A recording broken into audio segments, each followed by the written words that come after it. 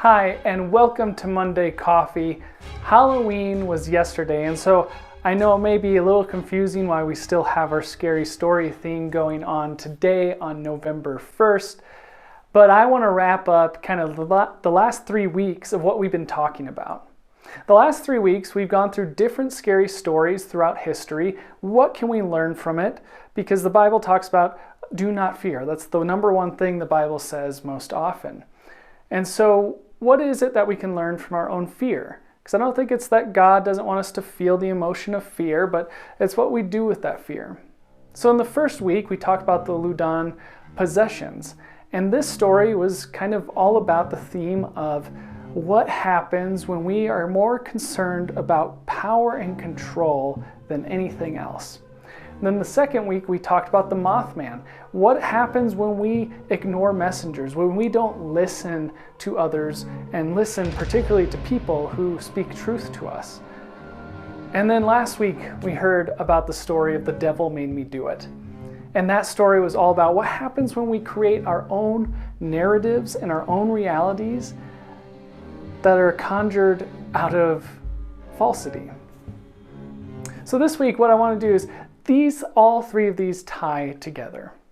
All of these tie together in the way that, because I think what I see in our world today, with whether it's politics, religion, culturally, we are stuck in this mode of control and power. Certain people don't want to lose control and power, and so then we ignore messengers of truth, and then we create our own false narratives to support our own control and power. We think of this, a couple months ago, I did a series about what's wrong with religion based off of the book by Skye Jatani. And this book talked about how we're stuck in this cycle of danger, fear, and control. The analogy or illustration that was used for that was 2 tribes in a desert. There's one watering well for both. So already there's this feeling of danger because that may not hydrate both tribes. It may not be enough for both tribes. So there's that danger that the well will run out of water. So that danger leads to fear. The fear that the other tribe is actually going to take control of it to survive for their own tribe. So then they want to take control over it. And the cycle keeps going. That's going to create conflict between the 2 tribes. Instead of continuing to share and work with one another, one wants to control it because they're afraid that they're going to lose it. I think that's happening now right in our culture, as I said earlier, because we have these culture wars. We have these culture wars that feel like the other side is full of danger.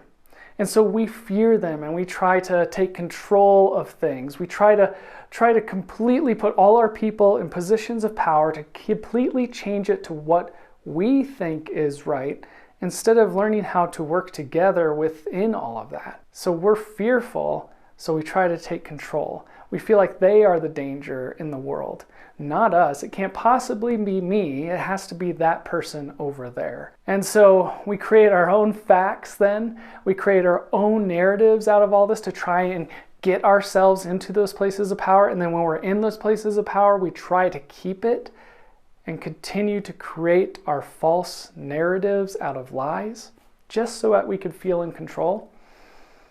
And then we ignore messengers who are telling us that we are ignoring the least of these, or what we are doing is wrong, that we keep going down this path, it's not going to end well.